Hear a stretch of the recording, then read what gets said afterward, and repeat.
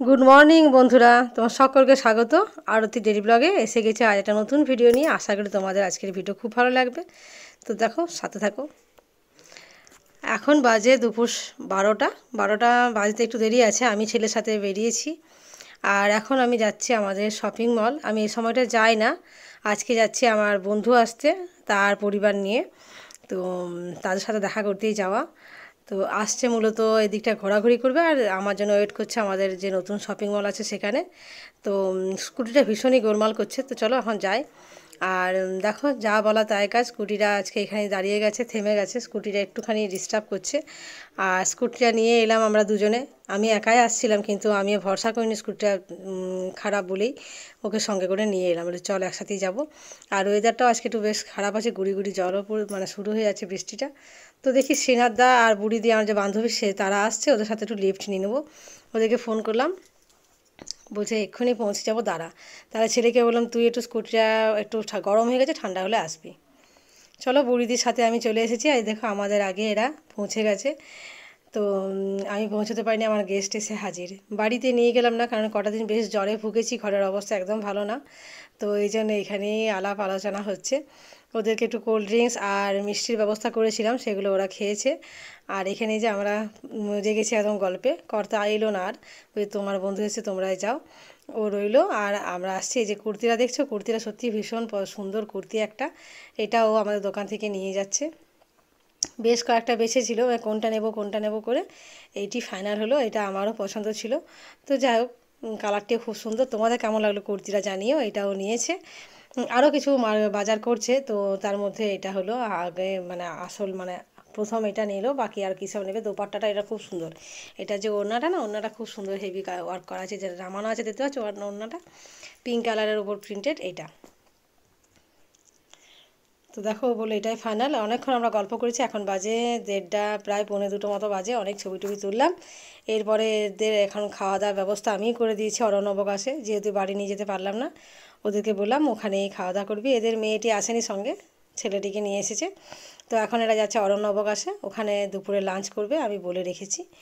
তো যাই হোক, আমি নিজে গিয়ে খাইয়ে আসতে পারলে ভালো করতাম, কিন্তু যেহেতু শরীরটা ভালো নেই আমি গেলামও না। দেখতে পাচ্ছ গুড়ি গুড়ি বৃষ্টি শুরু হয়ে গেছে, আবার যদি ভিজি ঘুরে আবার জ্বর চলে আসবে। তো এই জন্য যাচ্ছি না। আর বুড়িদেরও দেরি হয়ে যাচ্ছে, ওরাও বাড়ি ফিরবে। আর আমাকেও বাড়ি এসে একটু রান্না বাকি রেখেছি, এদেরকে ছেড়ে দিয়ে আবার ছেলেকে নিয়ে ফিরবো আর রান্নাটা কমপ্লিট করব। সব কিছু করে আসতে পারিনি, পুজো করেছি, অর্ধেক রান্নাও করেছি। তো চলো বাড়ি ফিরে সেগুলো তোমার সাথে শেয়ার করব, কী করে এসেছি আর কী করব।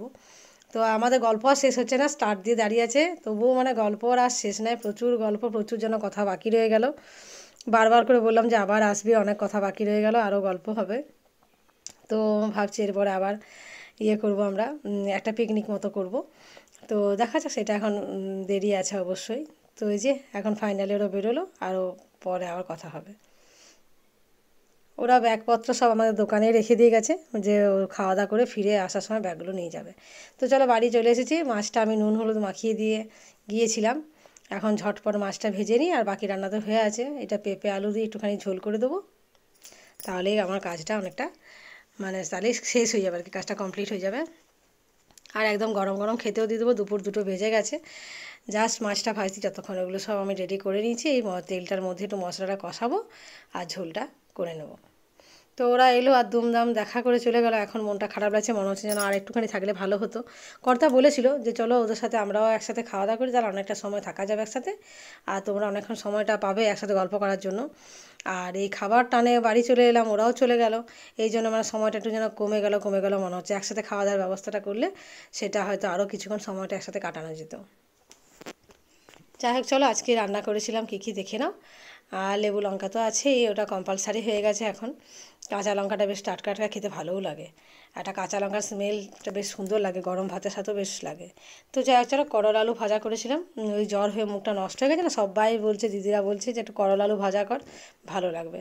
তো সেটাই করেছি, একটু বেশি করে তেল দিয়ে। আর একটা তোমার ওই মাছের তেল আর মাথা ছিল, ওটা দিয়ে মিক্সড ভেজ করেছিলাম, দিয়ে আমি চলে গেছিলাম। আর বাকিতে এখন এই ঝোলটা বানালাম, একদম গরম আছে। চলো গরম গরম খাওয়া দাওয়া করে নিই, তারপর বিকেলে আবার মেয়ে যাবে আজকে বাঁকুড়া। চলো বিকেলের বাস ধরে মেয়ে বাঁকুড়া যাচ্ছে, আর আমারও এখন সময় নেই, আমাকে আবার শপিং মল যেতে হবে। তো ওই জন্য ছেলেকে রেখে দিয়ে চলে এলাম যে তোরা দিদিকে বাসটা ধরিয়ে দিয়ে তারপর তুই বাড়ি যাবি, আর আমি দোকানের উদ্দেশ্যে বেরিয়ে গেলাম।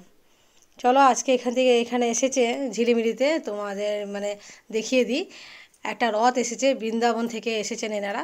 তো বললেন তো বৃন্দাবন থেকে এসেছি, তো আমি প্রথমে ভেবেছিলাম হয়তো মায়াপুর থেকে, কেননা প্রভুপাদ শিলের যে স্ট্যাচু মূর্তিটা রথের সামনে রাখা আছে। তো যারা জানে না তারা অনেকে কিন্তু বলছে যে এখানে একটা বেশ সাধু বসে আছে, নড়াচড়া করছে না। আমি তাদের বললাম যে না, এটা প্রভুপাদ শিলের মূর্তি। তো ওনাদের বৃন্দাবনের বা বৃন্দাবন তো আমি যাইনি বলতে পারবো না, তো মায়াপুরে এটা সব জায়গায় স্ট্যাচুটা থাকে। তো দেখো, আর যে গরুগুলোকে বেঁধেছে সামনে রথটা টানার জন্য, তাদের সাইজ দেখো, এক একটা যেন হাতির সাইজের একদম পুরো, যেরকম শিং সেরকম সাইজ, আর রথটি বড় সুন্দর লাগছে। এগুলি মায়াপুর যখন যায় না দেখতে পাই, এত ভালো লাগে। তো চলো, এখানে আজকে ভগবত পাঠ হবে বা আরও কিছু মানে ধর্মকথা আলোচনা হবে, ওই জন্য ওনারা এসেছেন। আর সন্ধেবেলায় ঝিলিমিলিতেই হবে। তো এটা আমার শপিং মলের সামনে থেকেই যাচ্ছে, এখান থেকেই গাড়িটা ঘুরিয়ে নেবে, দিয়ে ঝিলিমিলি যে মেন বাজার তার মধ্যে সেখানে গিয়ে এটা তোমার একটু ওরা ধর্মকথা আলোচনা করবে।